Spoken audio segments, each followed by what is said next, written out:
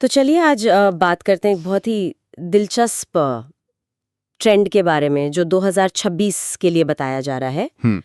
Destination इलोपमेंट्स।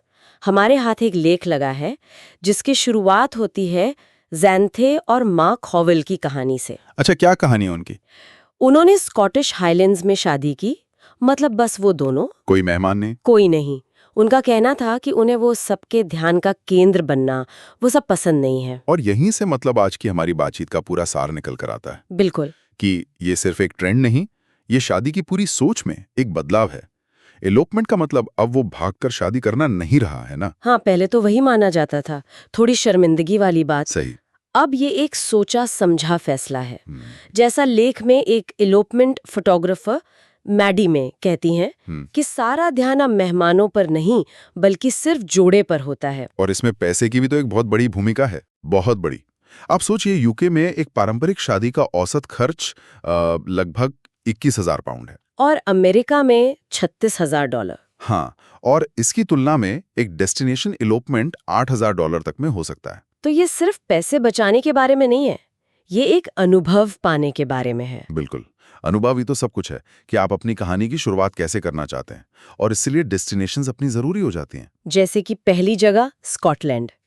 लेख में इसे परियों की कहानी जैसी जगह कहा गया है। हाँ, और ज़ेंथे और मार्क ने भी तो यही जगह चुनी थी। सही। और स्कॉटलैंड की सबसे बड़ी खासियत पता है क्या है? क्या? वहां शादी करना कानूनी तौर पर बहुत बहुत आसान है। मतलब कहीं भी, जैसे किसी पहाड़ की चोटी पर? कहीं भी, सचमुच कहीं भी।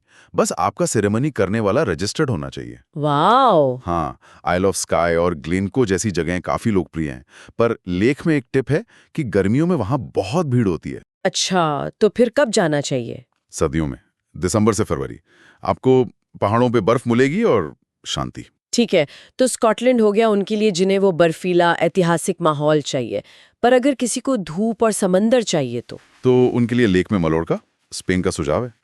पहाड़ और समुद्र दोनों का मेल। हाँ, पर एक सलाह भी है कि टूरिस्ट वाली जगहों से बचें।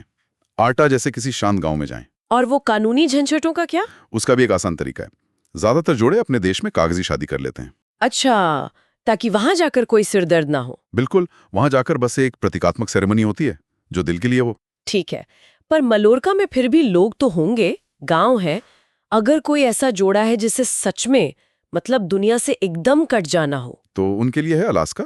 अलास्का? लेक इसे कहता है प्योर अनटच्ड वाइल्डनेस, शुद्ध अछूता जंगल।